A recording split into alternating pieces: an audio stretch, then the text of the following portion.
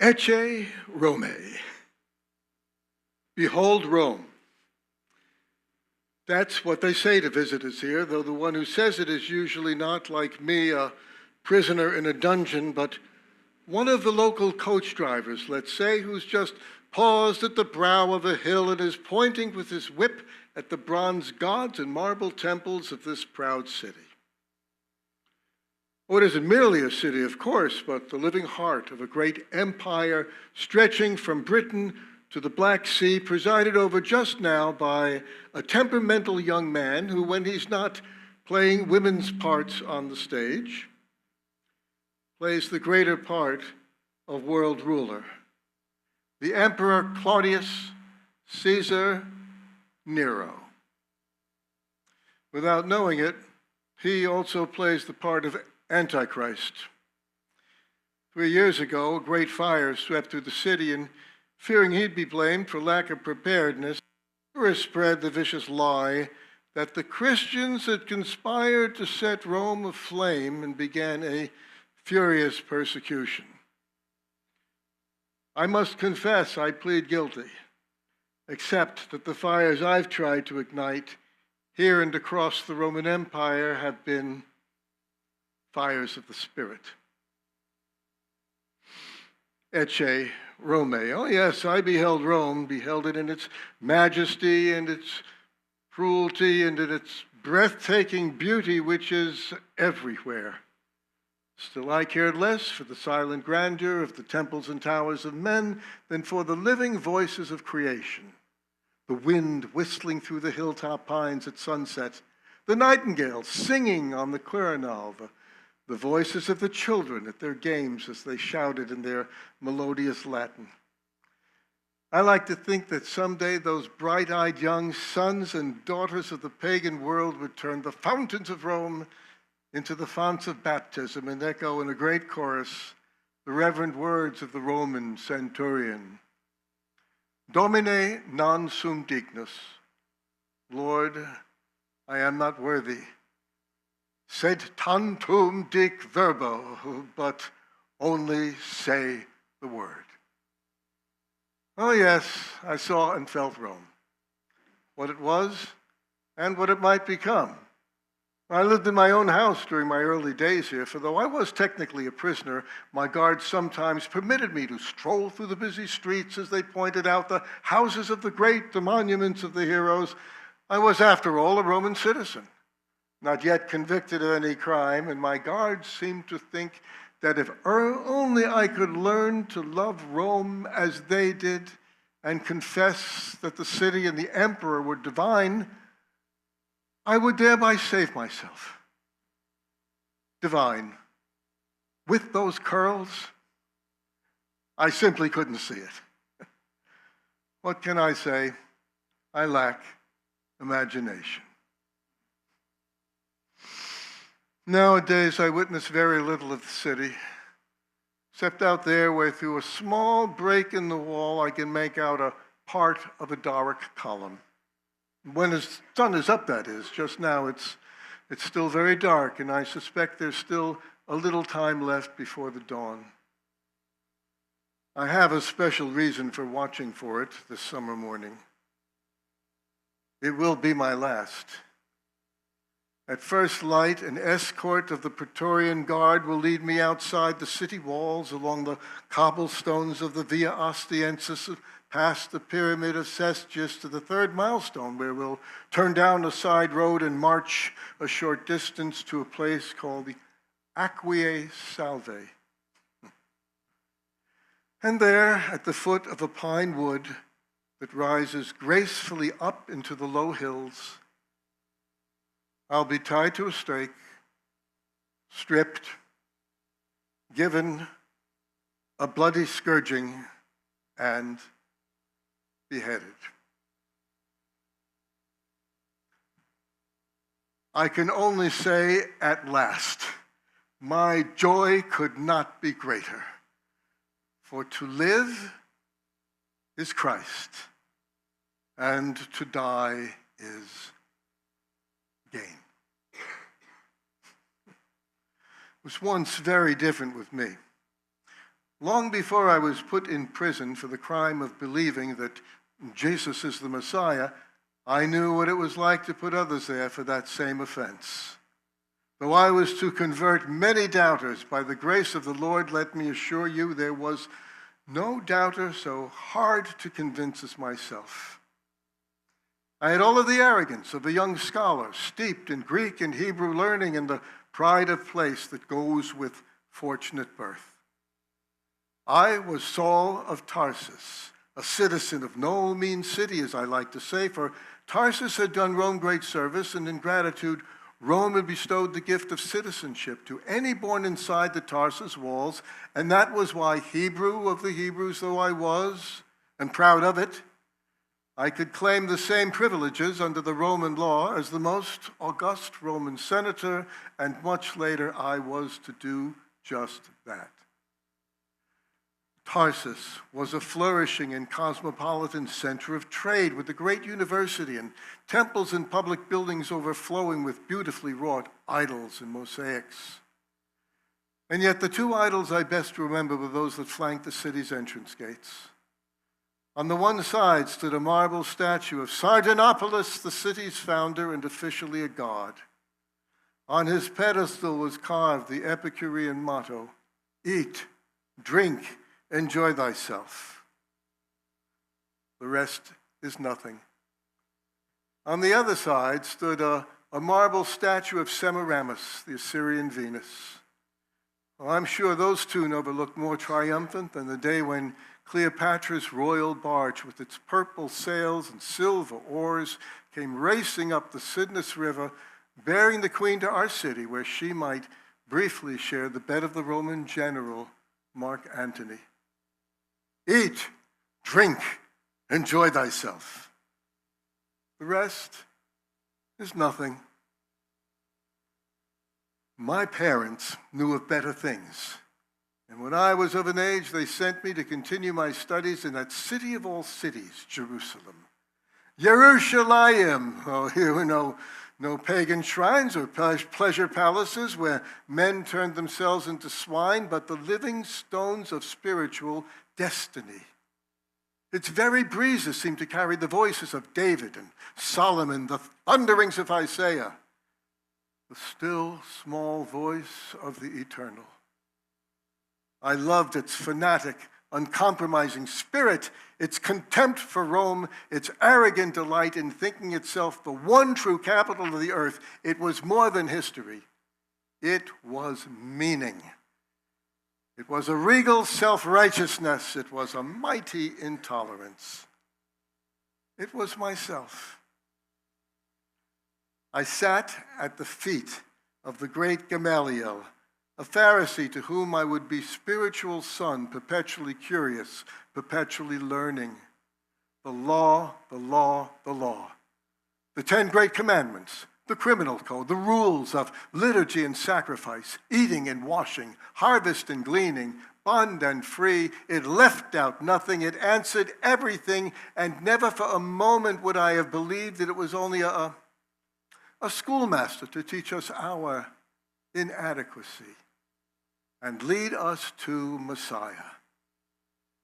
I repeated it and chanted it in Greek, Hebrew, and Aramaic day after day, year after year, until its phrases and rhythms were as much a part of me as my toes and fingers. If there had been justification under the law, I would have found it. Not that I was so taken up with it that I abandoned my Greek and Roman learning, for I did not. Hebrew of the Hebrews, though I was, born, bred, and circumcised, I was as facile at quoting Aratus the Stoic as Jeremiah the prophet. In Tarsus, I'd already taken a Greek name, as was the custom of Jews living in Hellenic lands. For as I say in Hebrew, my name is Shaul, but since in Greek the name Saulus suggests a disciple of Bacchus rather than Gamaliel, if you know what I mean, I took the more Roman-sounding Paulus instead, which was as good a name as any to travel by. Altogether then, I thought of myself as sophisticated, cultured, cosmopolitan, but in truth, I was a violent and narrow man, loving the law, but hating its enemies, and that was why when the time came, I went out so eagerly with a knife in my teeth against the believers. Believe me, after all of those years of study, I thirsted for action, and there was nothing more that I enjoyed than leading my little expeditions and rounding up all of the cross followers that I could and delivering them like so many trussed-up bandits to the local magistrate. So yes, I was righteous. I was relentless. I spread terror left and right. I was hell on earth. And it never occurred to me for a moment that I was anything less than truth on horseback. What a sense of accomplishment it gave me. I was, after all, an intensely practical man. I loved learning, of course, for that was power, but I also found great joy working with my hands, creating something tangible. And by trade, I was a tent maker. You see, we Jews, even the doctors of the law, don't scorn manual labor the way the Greeks and Romans do. No. We celebrate it. The great Rabbi Hillel was a carpenter. The famous Rabbi Yitzchak was a blacksmith. So I was proud to be a tent maker. My parents had a workshop, and the hills around Tarsus abounded with mountain goats whose thick, shaggy coats could be woven into cloth well suited for cloaks and carpets and tents, so it was the most natural thing in the world that I would learn that useful trade. Many were the herdsmen in those days, sleeping by their flocks in tents that I had made with my own rough and calloused hands, and much later, many were the Christians sleeping by rats in filthy prisons, for I had tied them up and put them there with my tent maker's rope. The Christians, that is, not the rats. For the Christians, as I saw it, were far more dangerous. So I promise you, I shed no tears at those little scenes of accusation and arrest. I wanted those people silenced. I simply couldn't stand the thought of them speaking of God and the Messiah as though they knew more than the doctors of the law, or let me bring it closer to home, as though they knew more than I did.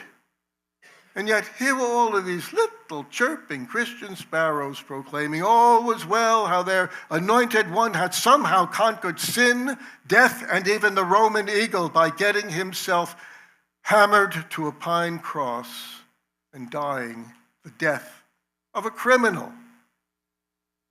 Believe me, that was not how we defined triumph in Jerusalem. And yet there was one Jewish Christian who I in no way could characterize as a sparrow. He was too bright, too bold, too eloquent. I mean the young deacon, Stephen. Now, here was no ignorant fisherman or shopkeeper, but a remarkably forthright young man with the face of an angel and the authority of a prophet. He was all anyone was talking about for a while back then, every day performing wonders, multiplying disciples, even convincing some of our devout Levites. And then no wonder the Sanhedrin finally put him on trial for blasphemy. It was the only way to shut him up.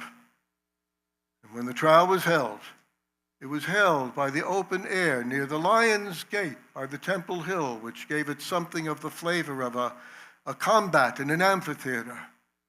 And our infallible defenders of the infallible law soon found they had a lion by the tail, who when the high priest asked Stephen if in fact the late Jesus of Nazareth had not advocated changing the unchangeable law of Moses, Stephen answered by quoting those parts of Jewish history, the story of Joseph and his murderous brothers, for example, to use as a mirror to show his judges how clearly they resembled those Hebrews of an earlier day who had resisted the Lord and persecuted the prophets, You should have seen their brows furrow and their suspicions mount.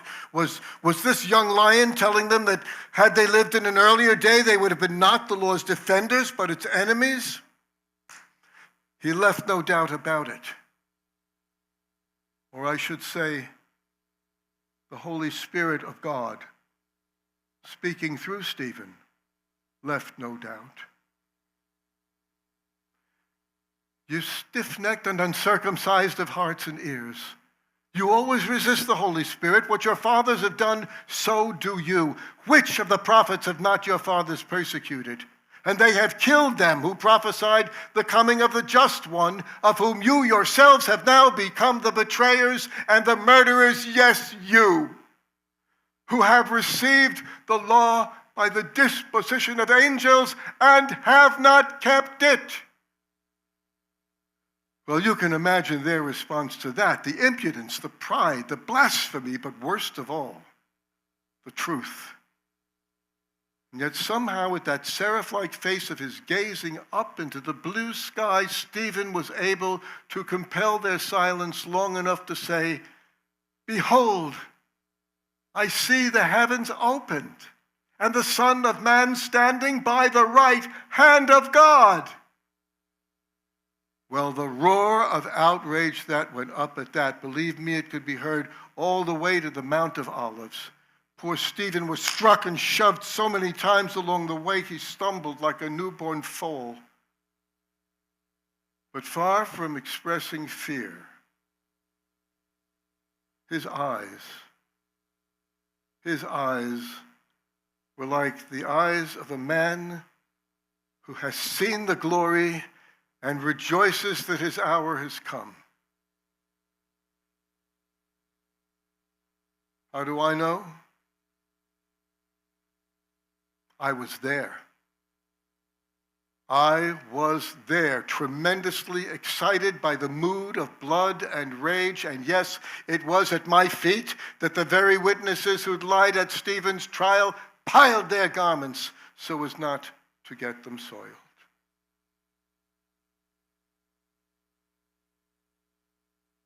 And Saul was consenting to Stephen's death. Oh, I should say I was. And not merely that, I was delighted. I was affirmed. I was renewed. I was justified.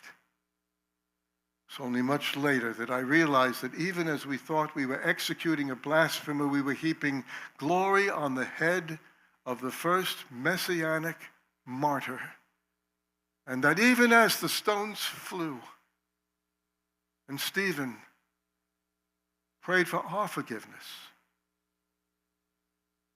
even then the torch was being passed from his hand to mine. For soon it would be I who would be speaking on behalf of the Son of Man before the councils and the synagogues. I who would be persecuted and stoned. I who would be walking down the same road on which, in the eternal distance, the figure of Stephen would beckon forever.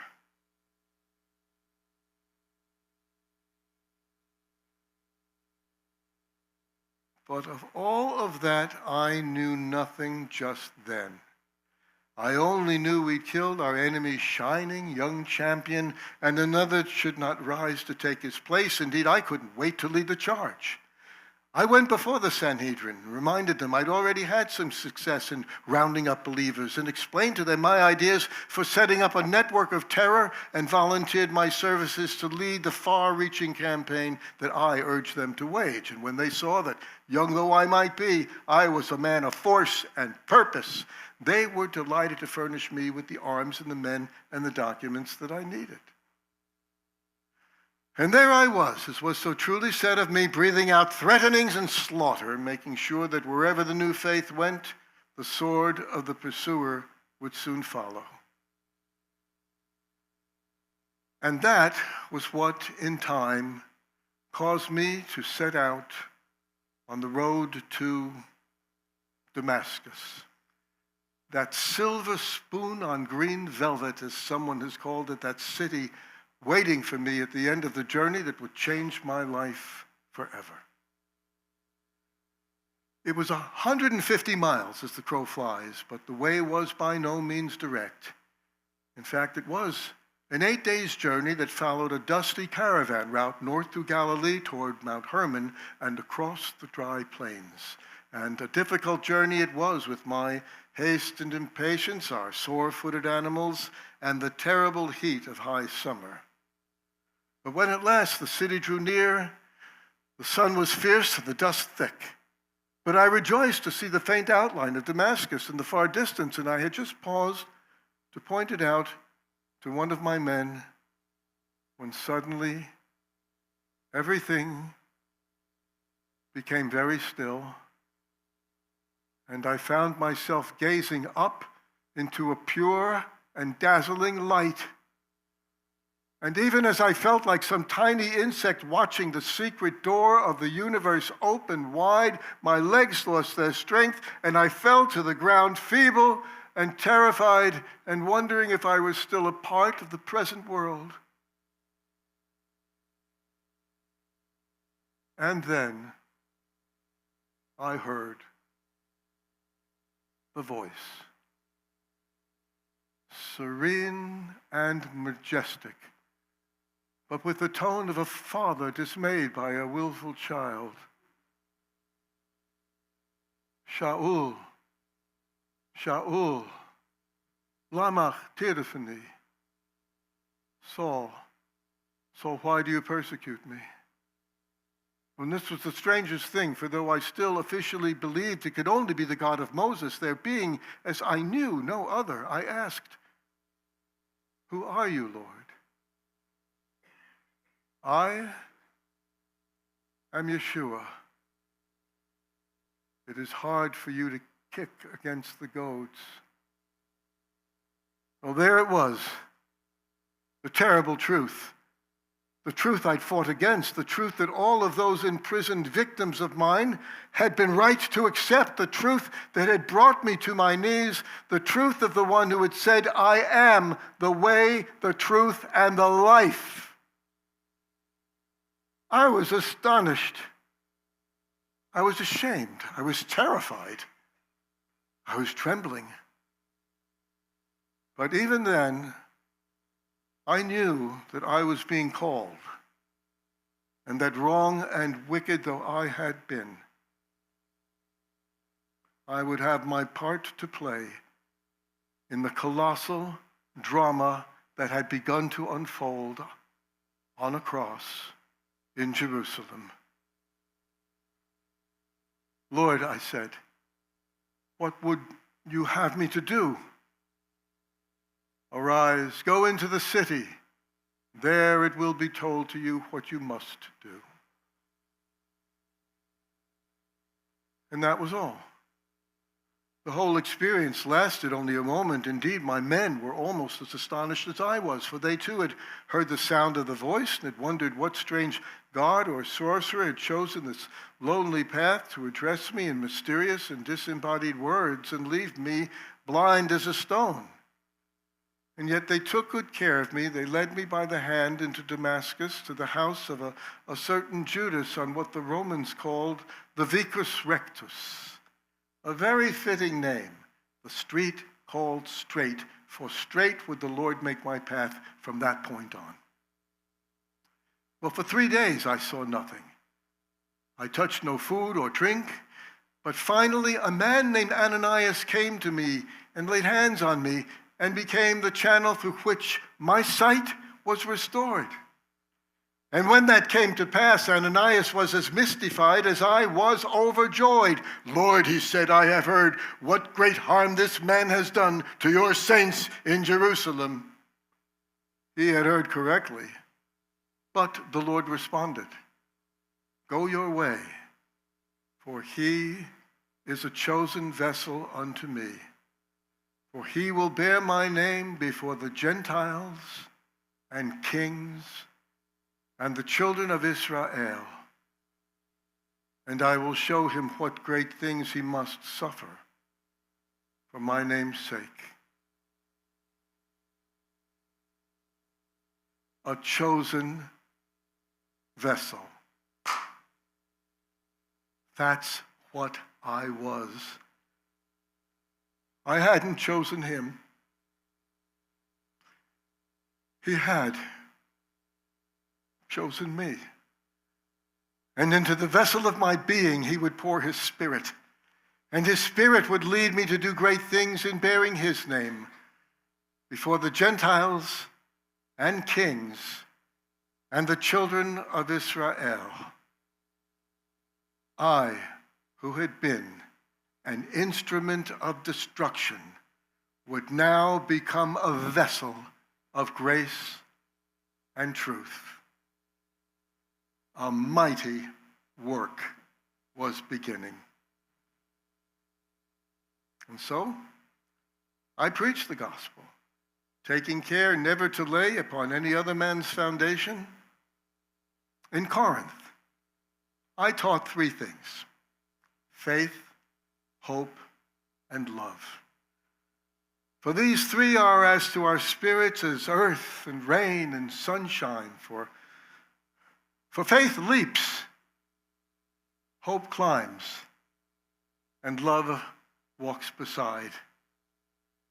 And the greatest of these, of course, is love. For though I speak with the tongues of men and of angels, and have not love, I am as a sounding brass or a clanging cymbal. And though I have the gift of prophecy and understand all mysteries, and though I have all knowledge and all faith, so that I could remove mountains, and have not love, I am nothing. And though I give all my goods to feed the poor, and give my body to be burned and have not love, it profits nothing. Love suffers long and is kind. It does not envy, it does not boast, it does not parade itself.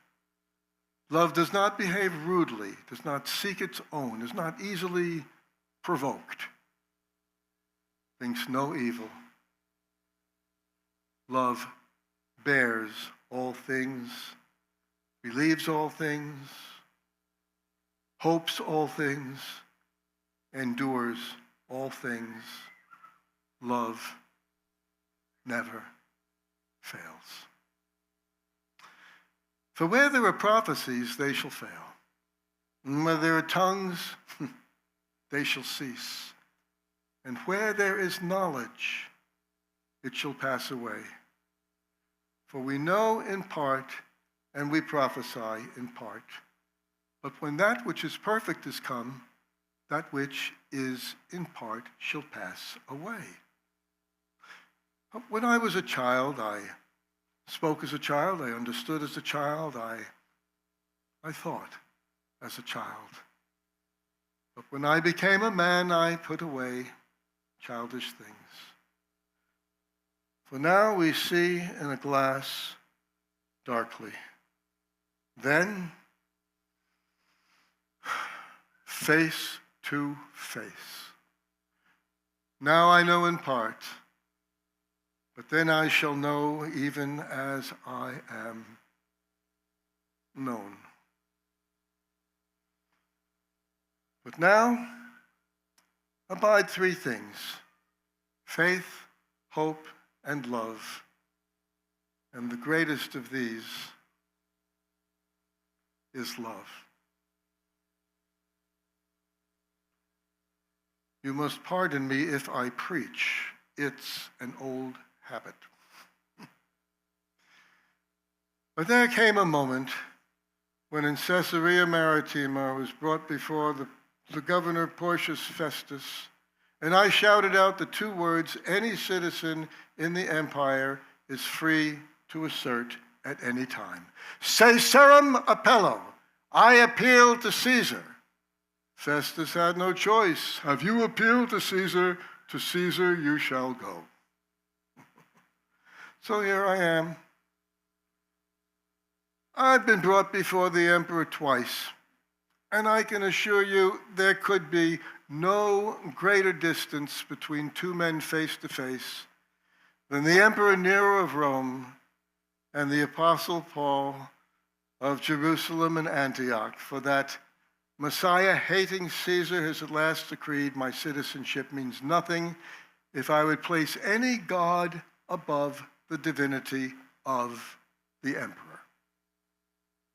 That is my crime, and I was happy to be convicted of it and to be told that my time on earth is soon to end.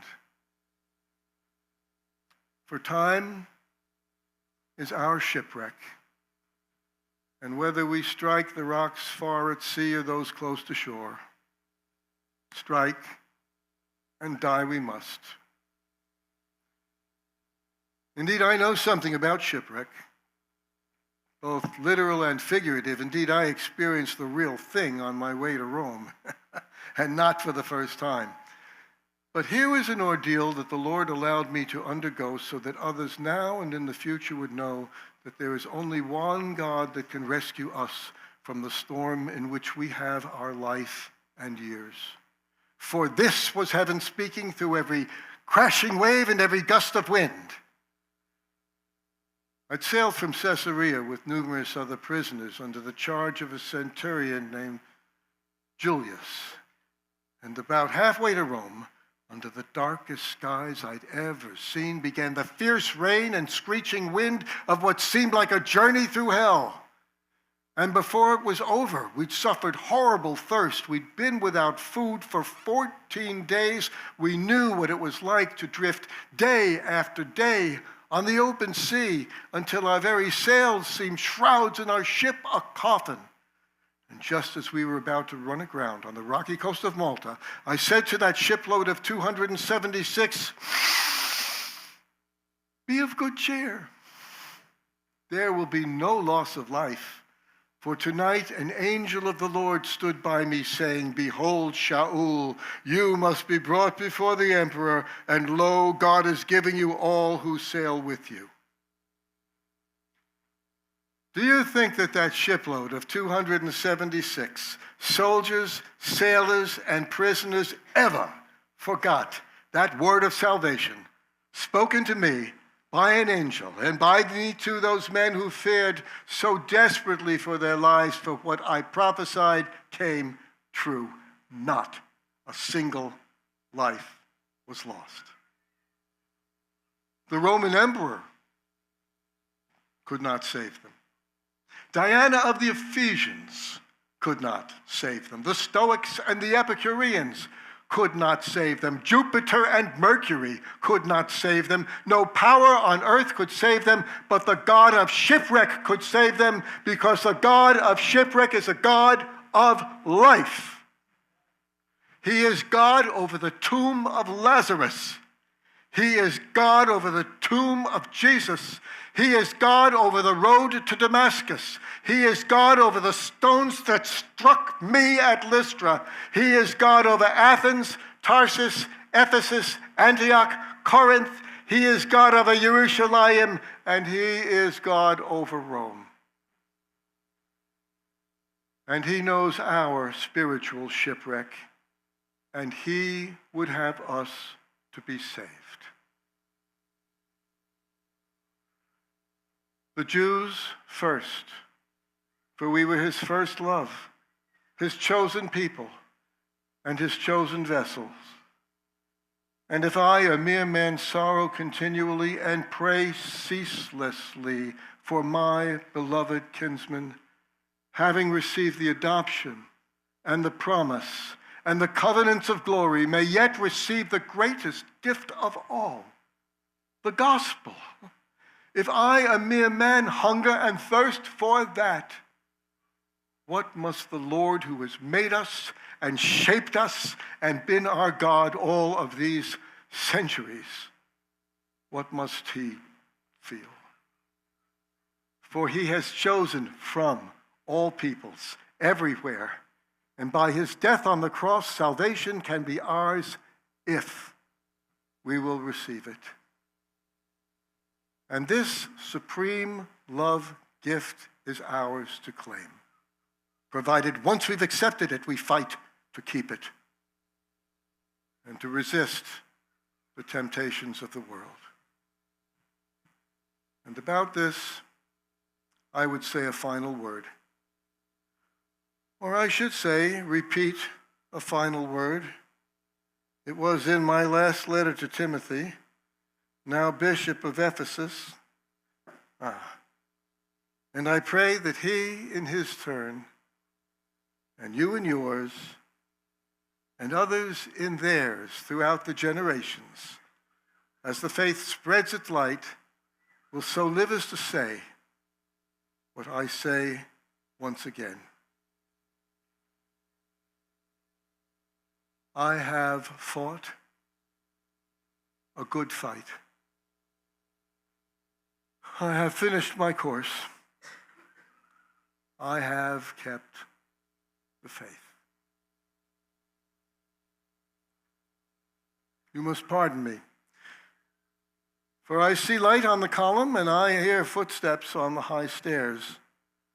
My time is at hand, and I must give thanks for this glorious day.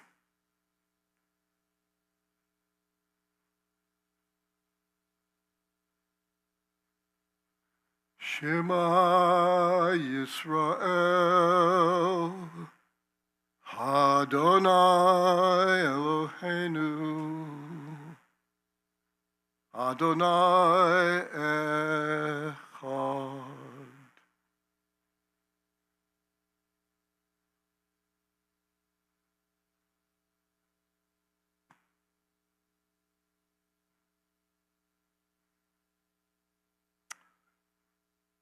Thank you for the privilege of presenting a chosen vessel to you on behalf of Chosen People Ministries.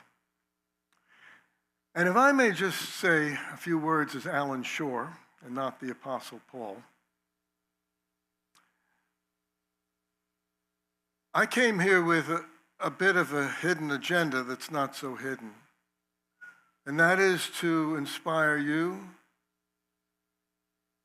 to pray for, to support, and even, who knows, participate in Jewish missions.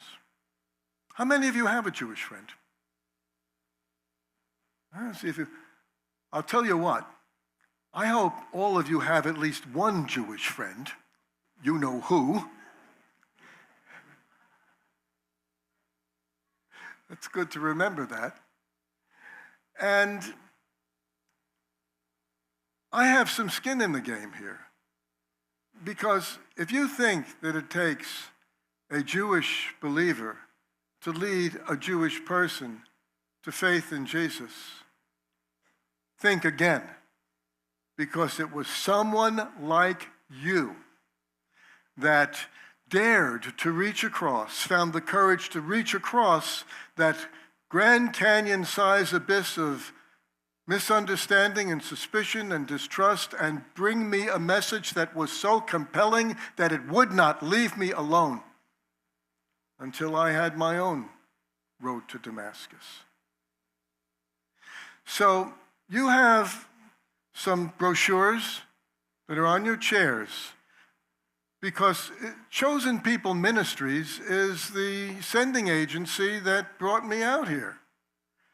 It is a 130-year-old mission organization based in New York. We have centers all around the world. We have a center in Toronto, for example. What we do is we equip people to bring the gospel to Paul's beloved kinsmen and mine. And even as Paul says that there's a connection between the ministry of Jesus, his death and resurrection, his ascension, and his return.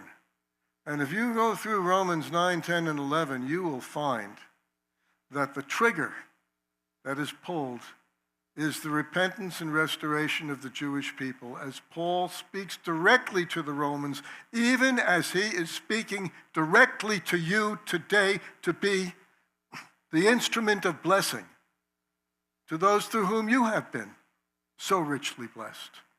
Paul's beloved kinsman, Jesus' beloved kinsman, and my beloved kinsman. So we have material in the back. It would be a tremendous blessing to me if any of you felt stirred and led to actually fill out the tear sheet, get on the mailing list. You can get my prayer letter, among other things. There's material for you to take with you on the back table, and as soon as I change into my 21st century duds, I'll be there to greet and chat with any of you that care to stop by. Well, thank you again for the privilege of being with you, and I'll look forward to seeing you a bit later. Thank you.